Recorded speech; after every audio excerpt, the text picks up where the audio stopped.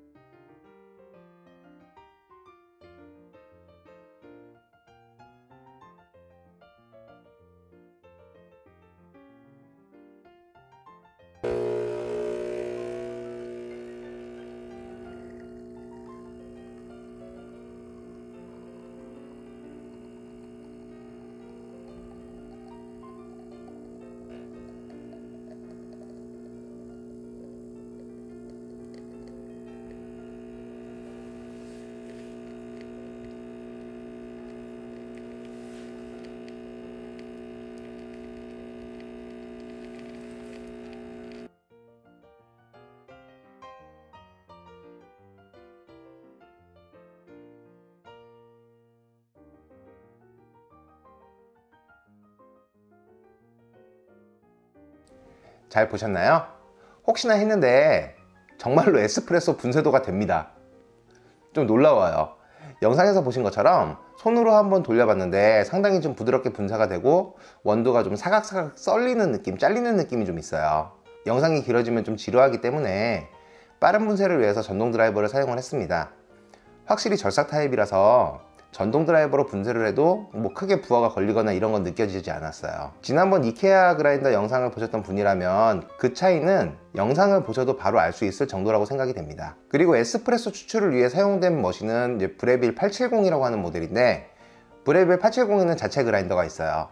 브레빌 자체 그라인더하고 비교를 해봐도 상당히 좋은 퀄리티의 에스프레소가 추출이 되는 모습을 보여줍니다. 그리고 당연히 에스프레소의 맛도 상당히 표현이 잘 되는 느낌이었어요. 에스프레소 그라인딩이 된다는 이제 저가형 모델들을 실제로 이제 추출을 해보면은 불균일한 분쇄도 하고 그 때문에 과다한 미분 뭐 이런 게 나와요. 그래서 떨고 쓰고 이런 좀 부정적인 맛들이 나오는 경우가 많은데, 핸드밀이긴 하지만 타임모어의 가장 저렴한 모델인 C1에서도 이 정도 퀄리티의 분쇄도가 나오는 거는 솔직히 제가 봤을 땐 정말 좀 의외였어요. 생각보다 퀄리티가 정말 괜찮아요.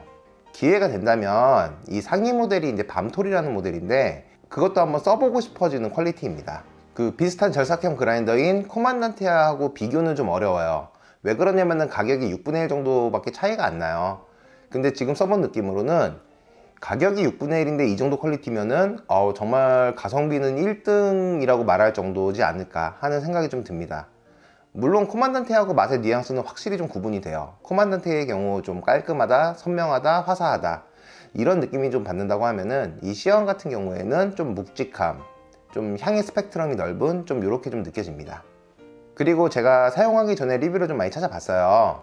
근데 뭐 플라스틱이라서 내구성이 약하다 뭐 이런 내용들, 특히 내구성 관련 내용들이 좀 있었는데, 제가 직접 써봤을 때에는 본체 자체는 요 본체 부분은 알루미늄 바디하고 요 밑에가 이제 플라스틱, 원두 반응통이 이제 플라스틱으로 되어 있고, 코만단테하고 그 구조는 비슷해요. 이중 베어링이기 때문에 뭐 크게 뭐 버벅거린다 이런 느낌은 없고, 원두통도 지금 플라스틱이지만은 지금 C2로 업그레이드가 되면서 이게 알루미늄으로 되어 있다고 하니까 나름 가성비로는 상당히 괜찮지 않나? 이런 생각이 정말 많이 들더라고요.